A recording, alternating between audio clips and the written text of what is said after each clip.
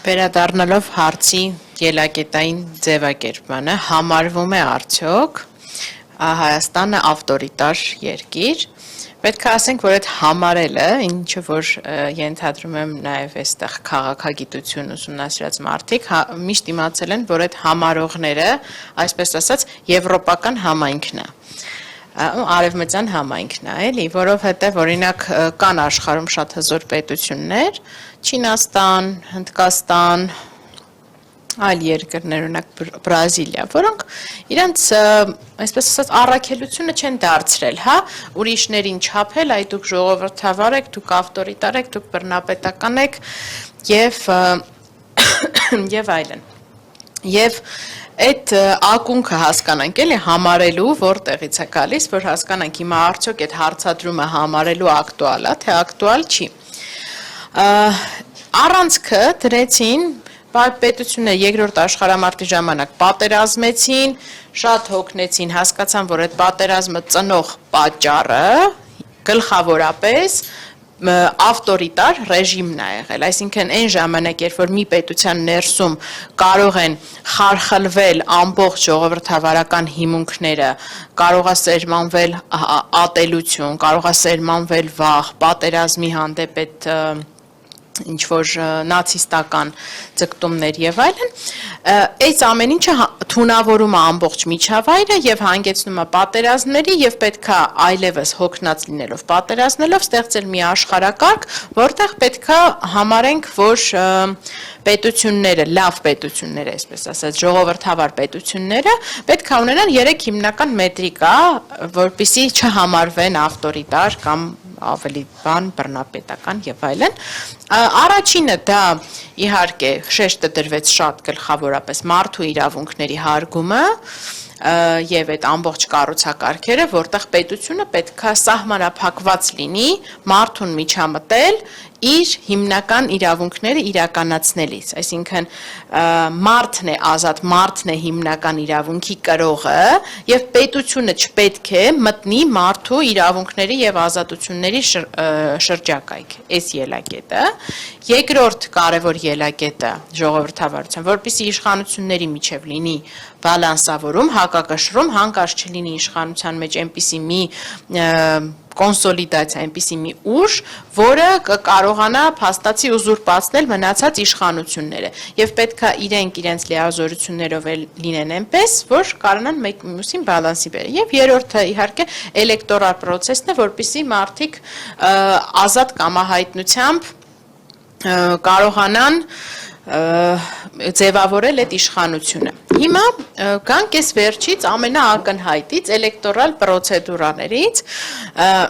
ես մի ժամանակ չեմ ասի, որ ՔՊԱ-կան պատգամավորի, մոտապես մի 3 տարի առաջ էր, այսպիսի մի հարց տվեցի, ասեցի, կարող եք ինձ երևույթային իմաստով ասել մի վատ երևույթ, որը արել են նախկին իշխանությունները Հայաստանում եւ չի արել քաղաքացիական պայմանագիր կուսակցությունը։ Դա մասնավոր զրույց էր։ Ինձ ասեց մենք ընտրություն չենք կեղծել։ Այո, եւ դա իրանց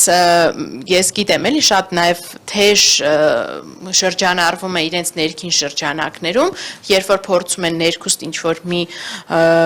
ապօրինություն արդարացնել ինչ որ մի բանով, այդ սրտահովանքը կա, ասում են մոտավոր այդ իրավապաշտպանական sense քվազի հանրույթ կա, ասում դե մենք ընտրություն չենք կեղծել։ Բայց այս վերջին իրադարձությունները ցույց տվեցին, որ էդ էլ արեցին, այսինքն, չգիտեմ, ինչպես նաև պարոն Աբովյանը նշեց այսօր, քանի որ հիշում ենք Արմեն Գրիգորյանին, ասում մենք մարդ չեք սպանել, սպանել եք։ Okay, բանով չեն, բայց այլ կերպով։ Եվ ընտրություններին վերադառնալով, կարծում ավելորդ ասել, որ այն ինչը որ տեղի ունեցավ, սենց բացահայտ կեղծիքը տեղի ունեցավ մարդկանց աչքի առջև, երբ որ կային օրինակ մոտ 60,000 ձայներ եւ աճ պարարությամբ այդ ձայները վերացան։ Պարզվեց, որ դա ինչ-որ ուրիշ տեսակ մարդիկ էին, որոնց ձայնը այդքան էլ կարևոր չէր, էլի, այդ անասնաֆերմայի մոտիվներով, որ չէ, ամեն դեպքում, երբ որ այդ մարդկանց ձայնը որոշենք հաշվել, մի հատ սահմանադրական դատարանը մոնումենտալ դիրքորոշում է, մենք այդպիսով կխոչընդոտենք այն մնացած 1.4 միլիոն մարդկանց, որ գնացել քվեարկել ենք, ոնց հա տուժում 1.400.000 մարդու կամ արտահայտությունը, երբ որ դու ոչնչացնում ես 60,000 մարդու փաստացի ձայն քվեն։ Սա ընտրությունների մասով կարծում եմ ամեն ինչ ակնհայտ է, որպեսզի նաև ժամանակ լինի փոխանցելու ու մնացած կետերին անդրադառնալու։ Երկրորդը վերցնենք իշխանությունների բալանսավորումը, ինչքանով ենք մենք հիմա բալանսավորված եւ իրապես հակակշռման ենթակա միջավայրում ապրում։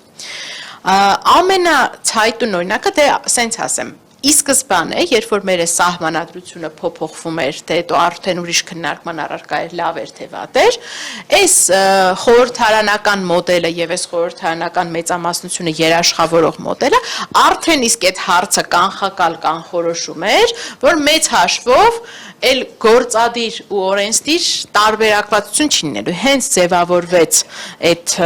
խորհրդարանական մեծամասնությունը, ինքը արդեն իսկ կանխորոշելու է գործադիրի վարվեցողությունը եւ այստեղ հակակշռումը չկա եւ այո այն ժամանակ երբ որ ասում ենք բայց չէ որ սա ինչ որ կարող է ռիսկեր պարունակի ասում էին հանգիստ եղեք մենք հեսա տեսեք ինչ անկախ դատական համակարգ ենք կառուցում եւ դատական համակարգը ունակ կլինի զսպել գործադիրի եւ խորհրդարանի, այսինքն միջնորդավորված ձևով, թե սահմանադրական արդարադատության, թե նորմատիվ ակտերը վիճարկելու եղանակով, ունակ կլինի զսպել, եթե հանկարծ ինչ-որ ապօրինություններ կսկսեն անել այս գործադիրն ու օրենսդիրը, իրանց հնարավոր կլինի զսպել։ Բայց մենք տեսնում ենք ամենայն սատանայական մոտեցումը, որ արեց այս իշխանությունը, իրենք նաև գնացին ընդհուպ մինչև բարձրագույն դատական խորհուրդ, փոփոխեցին այն համամասնությունը, թե ինչպիսի ձայների հարաբերակցությամբ են ԲԴԽ-ն օրինակ որոշումներ ընդունում, ամենաբիրտ եւ ապօրինի ձևով սահմանադրությունը խախտելով փոխեցին սահմանադրական դատարանի կազմը, որ ունենային այնպիսի որոշումներ, ինչպիսին որ կային, ու տեսնում ենք անընդհատ այս ԲԴԽ-ի կարգապահականներով, երբ որ լավագույն դատավորներին կամ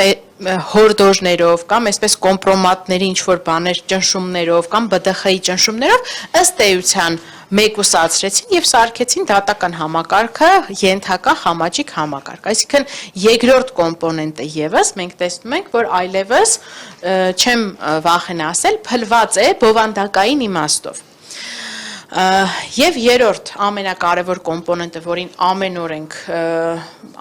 առերեսվում, ինչպես օրինակ նախորդ օրերին մայրիկիս այդ դեպքը, որ այդքան հայտնի դարձավ, դա մարդու իրավունքի պաշտպանությունն է։ Արդյոք մարդը հիմա Հայաստանում պաշտպանված է թե չէ, իր խոսքը պաշտպանված է թե չէ, աշխատանքը պաշտպանված է թե չէ, ազատ տեղաշարժը, կարծիք արտահայտելը, քաղաքական պրոցեսներին մասնակցելը պաշտպանված է թե չէ, այստեղ չեմ ուզում այլևս օրինակները ամեն մեկս մեր գլխում կարող ենք 100-ից ավել բերել, տեսնում ենք, որ իհարկե պաշտպանված չեն։ Ու այս ամեն ինչի համախմբում այս իրադրությունը ինձ ակամա հիշեցնում է, էլի այս ֆրազան ես չէ որ առաջի անգամ ասում եմ, բայց Հայաստանի ադրբեջանացում տերմինը։ Երբ որ չեմ հիշում այս վերջերս ում էր, կարծեմ դուծի հարցազրույցներից մեկն էր, երբ որ ադրբեջանցի այդ պրո Ալիևյան կլանից ինչ որ մեկին հարցում են, ասում են Ադրբեջանը ժողովրդավար է թե չէ, ասում է Ադրբեջանում կան ժողովրդավարական ինստիտուտներ, այսինքն այդ բուտաֆորյաները կան, մի հատ կա մարդու իրավունքների պաշտպան, մի հատ կա, չգիտեմ, խորհրդարան, հա, կան այդ ժողովրդավարական մարմինները, որ կոչված են, բայց նրանք իրապես բովանդակային իմաստով արդյոք իրենց գործառույթները անում են, որպեսզի Հայաստանում լինի ժողովրդավար միջավայր, կարծում եմ, որ ոչ։ Եվ հետևաբար վերադառնալով այն բանին, որ ժամանակին արևմտյան աշխարհը այդ ամեն ինչը սահմանել էր, որպեսզի լավ միջավայրում ապրենք, այսօր մենք տեսնում ենք, որ մեծ հաշվով արևմուտքը դադարել է համարել ով է ժողովրդավար, ով չէ։ Հիմա տեսնեք, օրինակ նայեք, Վրաստանում այդքան փոփոխություններ տեղի ունեցան, հիմա Չեն ասում ժողովրդավարը թե չի, ասում մեր հետ է թե մեր հետ չի։ Ժողովրդավարություն դրել են մի կողմ, նույնը Ուկրաինայի պարագանա, Ուկրաինայի ժողովրդավարական մետրիկան, հիմա եթե ուշադիր նայեք, եվրոպական քաղաքակրթական որևէ կոնտեքստում չի դրվում, չեն ասում մենք ուզում ենք պաշտպանենք Ուկրաինային, որովհետև Ուկրաինայում ժողովրդավարություն, ասում ենք, որտեղ ինքը մեր կողմից է խաղում։ Հետևաբար այդ համարելը մի կողմ թողելով եւ ելակետ ընդունելով այն սկզբունքները, որ դրված է եղել ժողովրդավարության հիմքում, կարծում եմ, որ մենք այո, այլևս ավտորիտար պետություն ենք։